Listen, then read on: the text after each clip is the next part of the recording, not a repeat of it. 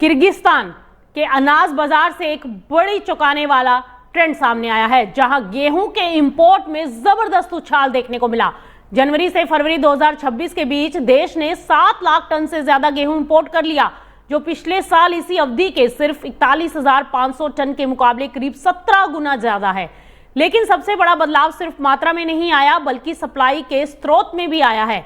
इस बार रूस ने लगभग पूरे बाजार पर अपना कब्जा कर लिया है और कुल 7,03,000 टन में से करीब 6,70,000 टन गेहूं रूस से आया है, जबकि कजाकिस्तान से आयात घटकर सिर्फ 32,900 टन रह गया है।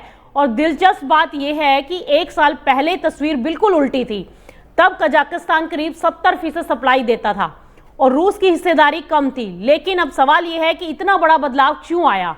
हालांकि इसके पीछे आधिकारिक वजह सामने नहीं आई है, लेकिन साफ यह है कि रूस की सप्लाई ने पूरी मार्केट स्ट्रक्चर को बदल दिया है और इस बदलाव का असर सिर्फ किर्गिस्तान तक सीमित नहीं रहेगा, बल्कि पूरे सेंट्रल एशिया के अनाज व्यापार पर इसका प्रभाव दिखाई दे सकता है। तो कुल मिलाकर ये शिफ्ट ये दिखाता है कि ग्लोबल ग्रेन ट्रेड में सप्लाई चेन कितनी तेजी से बदल रही है। किर्गिस्तान में गेहूं इंपोर्ट का रूस की तरफ शिफ्ट होना सिर्फ एक लोकल बदलाव नहीं है, इसका असर भारत पर भी पड़ सकता है, खासकर ट्रेड और कीमतों के स्तर पर। सबसे पहले रूस की मजबूत पकड़ का मतलब क्या है? मतलब यह है कि वो सेंट्रल एशिया के बाजारों में और ज्यादा सक्रिय होगा और इससे ग्लोबल मार्केट में रूसी गेहूं की सप्लाई बढ़ जाएगी, जो अंतर्राष्ट्रीय कीमतों पर दबाव बनाएगी। और भारत के लिए इसका सीधा असर, अगर ग्लोबल कीमतें गिरी तो भारतीय गेहूं एक्सपोर्ट कम कॉम्पिटिटिव हो सकता है। भारत पहले ही एक्सपोर्ट में लिमिटेड है, ऐसे में मार्केट शेयर और कम हो सकता है। और दूसरा बड़ा असर कजाकिस्तान पर, इससे दबाव बनेगा। कजाकिस्तान का गेहूं अब किर्गिस्तान में कम जा रहा है और इससे वो नए बाजार तलाश करेगा, जिससे एशिया और मिडिल ईस्ट शामिल हो सकते हैं। तो यहाँ भारत को नया कंपटीशन मिल सकता है।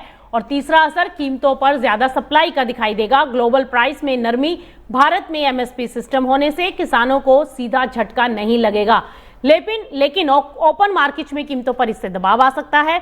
और चौथा असर होगा पॉलिसी लेवल पर। अगर ग्लोबल प्राइस काफी गिरी तो भारत को इंपोर्ट एक्सपोर्ट पॉलिसी पर फिर से सोचने की जरूरत पड़ सकती है, या घरेलू बाजार को प्रोटेक्ट करने के लिए कुछ कदम उठाने पड़ सकते हैं।